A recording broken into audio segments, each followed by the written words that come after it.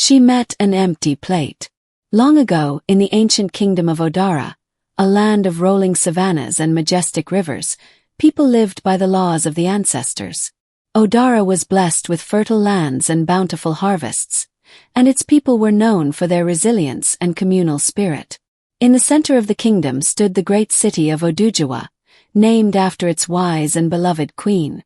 She ruled with compassion, ensuring that her people lived in harmony and fairness. Odara was prosperous, but like all great kingdoms, it was not without its challenges. In a remote village on the edge of the kingdom lived a young woman named Nkem. Known for her beauty and wit, she was admired by many, but it was her generosity that truly set her apart. Despite her modest means, Nkem was always the first to share her meager resources with those in need.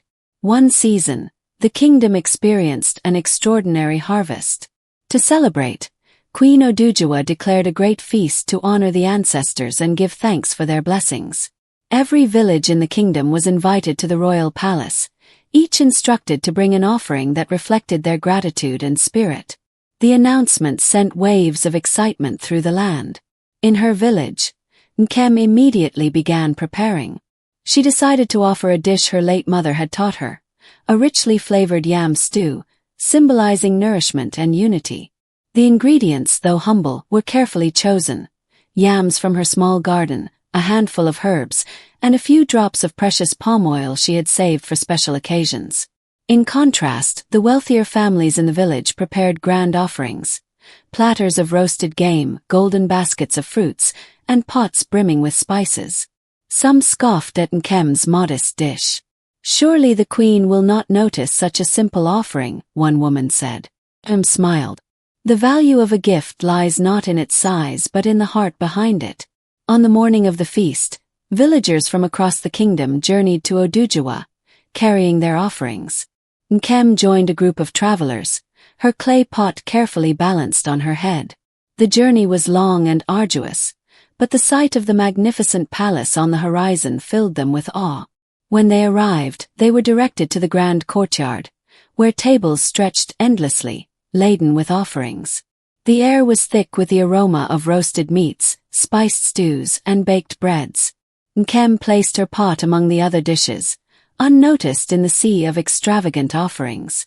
As the sun dipped below the horizon, Queen Odujawa emerged, her presence commanding yet kind. She moved among the tables, inspecting the offerings with a thoughtful gaze.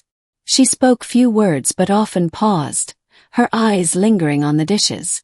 When she reached Nkem's pot, she stopped. Taking a small taste, she smiled. "Who prepared this?" Nkem stepped forward, bowing deeply. "I did, my queen. It is a humble stew to honor the ancestors." "Humility is a virtue the ancestors hold dear," the queen said. "This stew carries the spirit of our people." The feast began with great ceremony. Drummers played rhythmic beats, dancers swayed gracefully, and storytellers recounted tales of Odara's glory.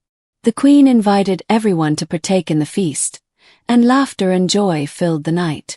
As the celebration continued, Nkem noticed a peculiar figure sitting apart from the others. An old man, dressed in tattered robes, held an empty plate.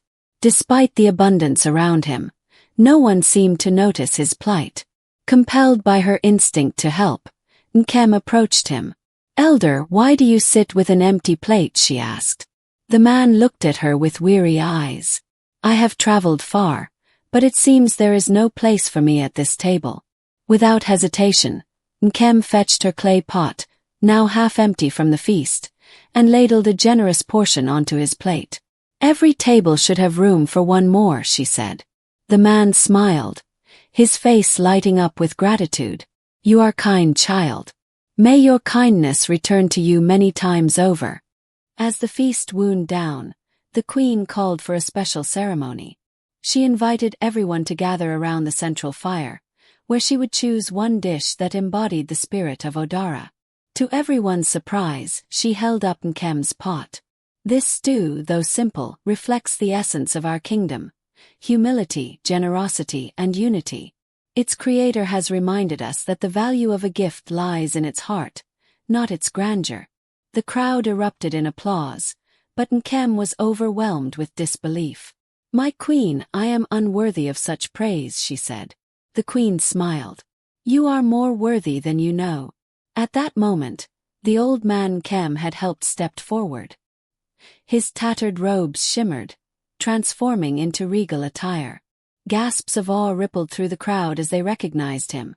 "Oba Afalabi, the spirit of the ancestors. You have passed the test, child," he said. "When faced with an empty plate, you chose compassion over pride. You have proven that the spirit of Odara lives on." The queen, moved by the revelation, decreed that Nkem's village would receive special blessings for the year ahead. She also invited Nkem to serve as an advisor in the palace, believing her wisdom and humility would guide the kingdom well. Nkem accepted with gratitude, but she did not forget her roots.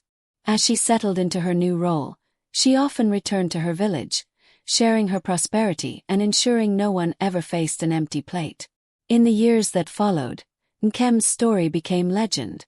The people of Odara remembered her not for her beauty or wit, but for her spirit, a spirit that turned an empty plate into a symbol of hope and unity. And so, under the light of the ancestors, the kingdom of Odara thrived, bound together by the values that Nkem had embodied so well: humility, generosity, and love.